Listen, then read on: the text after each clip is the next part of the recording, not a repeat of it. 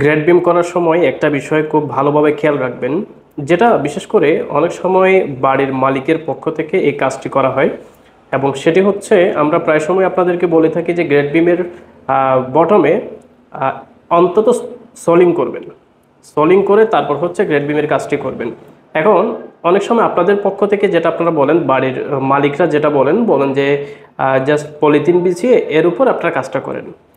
কিন্তু এটা সম্পূর্ণ রং একটি প্রসেস। কারণ হচ্ছে, আপনি বলতেছেন যে একটা পলিথিন দিয়ে পলিথিনের উপর আপনি গ্রেড বিমের কাজটি করেন। হ্যাঁ, মিস্ত্রি সাহেবরা সেটা আপনাকে করে দিবে, বাট এটাতে আপনি লুজার হচ্ছেন। কীভাবে লুজার হচ্ছেন দেখুন, আপনি যখন পলিথিন দিয়ে কাজটা করতেছেন, মিস্ত্রি সাহেবরা কী করবে, পলিথিন আপনার মাটির উপর হয়ে পলিথিন দিচ্ছেন, পলিথিনের উপর ব্লক দিবে।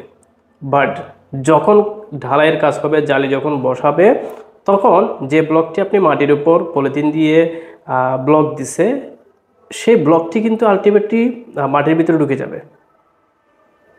বুঝতে পারছেন? মাটির ভিতরে ঢুকে যাবে। তারপর দেখবেন আপনার কাভারিংটা নাই হয়ে যাবে। এবং এই যে জিনিসটি ঘটতেছে সেটা হয়তো বা আপনি বুঝতেছেন না, বাট আপনি কাজটা করে ফেলতেছেন। কিন্তু একটা সময় গিয়ে দেখবেন ওই জায়গাতে আস্তে আস্তে রডগুলো হচ্ছে মাটির সংস্পর্শে চলে আসবে এবং আলটিমেটলি আস্তে আস্তে রড ক্ষতিগ্রস্ত হতে থাকবে।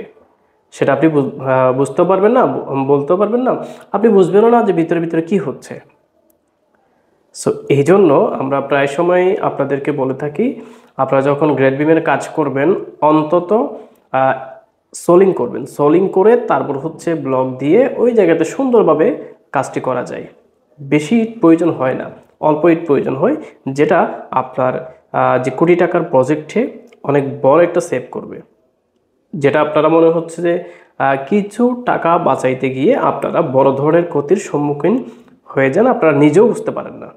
হয়তোবা আপনাদেরকে কেউ ওইভাবে জিনিসটা বলে না, সেজন্য আপনারা হয়তোবা জিনিসটা বুঝতে পারেন না। তবে আমি আপনাদেরকে খুব ভালোভাবে এবং ক্লিয়ারলি বলে দিচ্ছি, আপনারা যখন গ্রেড বিমের কাজ করবেন, মাটির উপর পলিথিন বিছিয়ে এর উপরে গ্রেড বিমের কাজ কখনো করবেন না।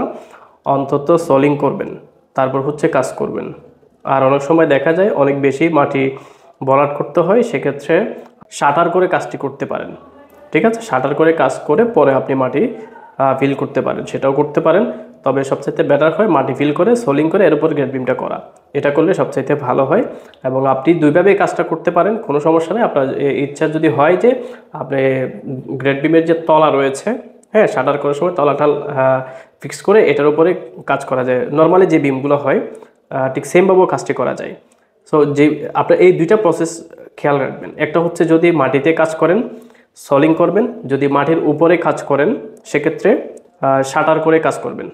এই দুইটা প্রসেসে কাজ করবেন। এবং যেটা সচরাচর আমরা অনেক জায়গায় জিনিসটা ফলো করেছি যে মিস্ত্রি সাহেবরা, আপনারা যখন মিস্ত্রি সাহেবদেরকে বলেন যে আমরা ইট দিব না, আপনারা মাটির উপরে কাজটি করে ফেলেন, সে জায়গাতে আপনারা নিজেদেরই ক্ষতি হচ্ছে। ওই জায়গা থেকে আপনারা বেরিয়ে আসবেন এবং আপনাদের কাজের কোয়ালিটি আশা করি ভালো হবে। ধন্যবাদ।